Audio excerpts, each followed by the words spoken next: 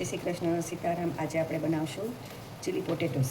આ જો બટેટુની ચિપ્સ કરીએ, આ કેપ્સિકમ, ડુંગળી અને આ છે આપણો કોર્નફ્લોર. હવે આપણે બટેટાની છાલ ઉતારીને ચિપ્સ બનાવી નાખીએ.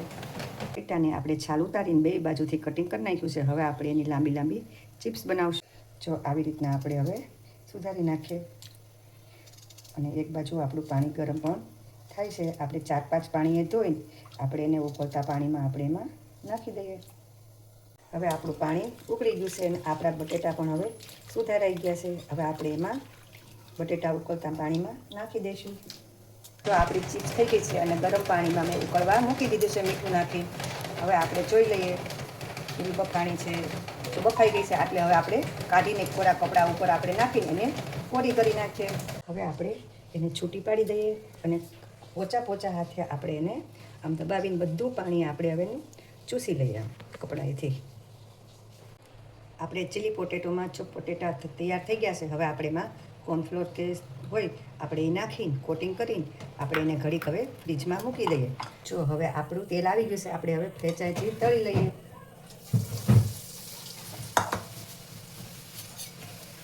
જો ડુંગળીનો આપણો મોટો ભાગ હોય ને એ જ લેવાનો છે, નાનો ભાગ નથી લેવાનો. આપણે એને આવી રીતના ખોલીને અંદર આપણે એમાં નાખવાની છે.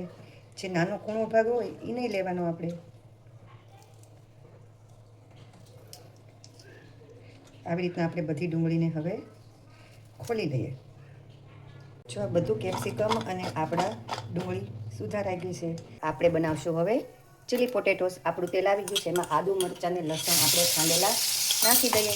અને આપણા એક બાજુ પોટેટોસ પણ ચિપ્સ પણ તળાઈ ગઈ છે આપણી. હવે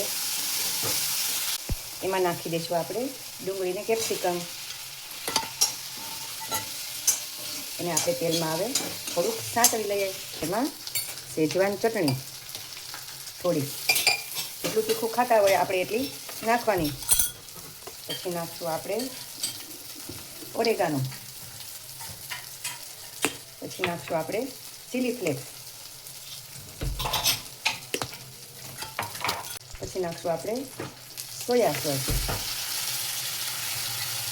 પછી આપણે નાખશું થોડોક રેડ ચીલી સોસ. બધા વધારે નહીં નાખશું. શેજવાન ચટણી નાખી આપણે અને થોડી ગ્રીન ચીલી સોસ. પછી આપણે નાખશું સ્વાદ અનુસાર મીઠું. કોર્નફ્લોર પલાળ્યો તો આપણે સ્લરી નાખી દઈએ અને આપણા પોટેટોસ નાખી દઈએ.